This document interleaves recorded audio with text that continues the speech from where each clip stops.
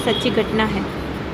एक दोस्त ने बोला, हमारी बुआ जो बिल्डिंग में रहती है उस बिल्डिंग में पायल की आवाज़ें आती है। दूसरे ने बोला, कुछ भी, तो उन लोग को सुनाने के लिए ये बिल्डिंग पे लेके आया, पर वो ये बिल्डिंग नहीं है, रियल बिल्डिंग तो कोई और ही है, पर ये सच्ची घटना से रिलेटेड है। तीनों दोस्त एक लॉबी की साइड में बैठे रहे और पायल को क्या आवाज़ आती ही रही। ठीक 3 बजे, दोपहर के 3 बजे इन दोस्तों